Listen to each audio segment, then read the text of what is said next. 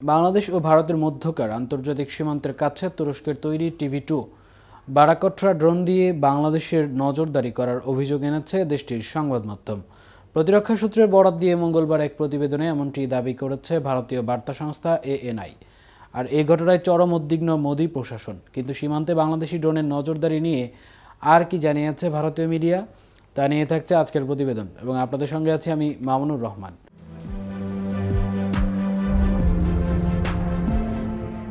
ভারতীয় প্রতিরক্ষা বাহিনী এএনআইকে জানিয়েছে তারা বাংলাদেশের ড্রোন উড়ানোর পরিস্থিতির উপর নজর রাখছে।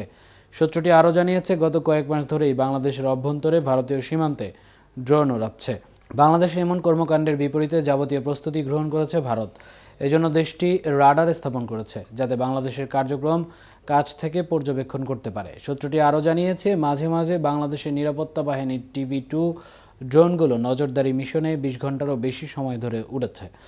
বারাকটরা টিভি-2 ড্রোন মাঝারি উচ্চতায় থেকে পরিস্থিতি নজরদারি করতে সক্ষম। এই ড্রোন তৈরি তুরস্কের প্রতিরক্ষা শিল্পের জন্য অন্যতম একটি সাফল্য। মানুষ্যবিহীন এই যানটি আকাশ থেকে ভূমিতে আঘাত হানতে সক্ষম।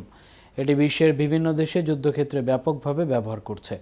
এএনআই এর প্রতিবেদনে বলা হয়েছে, সম্প্রতি বাংলাদেশ সরকারের নেতৃত্বে থাকা ডক্টর মোহাম্মদ ইউনূস পাকিস্তানি গোয়েন্দা বাহিনীর সঙ্গে সম্পর্ক জোরদার করেছে। এমনকি তাদের অফিসারদের ভারতীয় সীমান্তে অবস্থিত সংবেদন অঞ্চল চিকেন নেকের কাছাকাছি এলাকা পরিদর্শনের আহ্বান জানিয়েছে, যেটি পশ্চিমবঙ্গের শিলিগুড়িতে অবস্থিত। সম্প্রতি ভারতের সেনাপ্রধান জেনারেল উপেন্দ্র দ্বিবেদী ভারতীয় সীমান্তের কাছে বাংলাদেশে পাকিস্তানি সামরিক ও গোয়েন্দা কর্মকর্তাদের নিয়ে উদ্বেগ প্রকাশ করেন। এদিকে গভীর রাতে লালমনিরহাটের দহগ্রাম সীমান্তের শূন্যরেখার কাছে কাঁটাতারের বেড়া ও লোহার খুঁটি বসিয়েছে বিএসএফ। জানা যায়, দহগ্রামের কলোনিপাড়া সীমান্ত এলাকায় শুক্রবার গভীর রাতে বিএসএফ ভারতীয় নাগরিকদের দিয়ে শূন্যরেখার 3 থেকে 5 গজের মধ্যে কাঁটাতারের বেড়া ও লোহার খুঁটি স্থাপন শুরু করে। শনিবার সকাল পর্যন্ত প্রায় 500 গজ এলাকায় কাঁটাতারের বেড়া ও লোহার খুঁটি স্থাপন করে তারা। পরে খবর পেয়ে বিজিবি ঘটনাস্থলে গিয়ে অবস্থান নিলে কাজ বন্ধ করে দেয় বিএসএফ। এ ঘটনা নিয়ে হয় পতাকা বৈঠকে বিজিবির পক্ষে পানবাড়ি কোম্পানি কমান্ডার সুবেদার আয়ুব আলী, অপরদিকে বিএসএফের ভোটবাড়ি ক্যাম্পের কোম্পানি কমান্ডার জালম সিং নিজ বাহিনীর প্রতিনিধি দলের নেতৃত্ব দেন।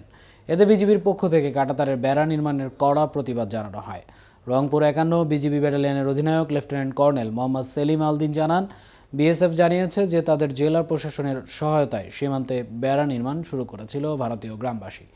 কিন্তু দুই বাহিনীর মধ্যে এর আগে অনুষ্ঠিত উচ্চ পর্যায়ের বৈঠকে সীমান্তে আপাতত কোনো ধরনের স্থাপনা নির্মাণ না করার বিষয়টি তাদের স্মরণ করিয়ে দেওয়া হয়।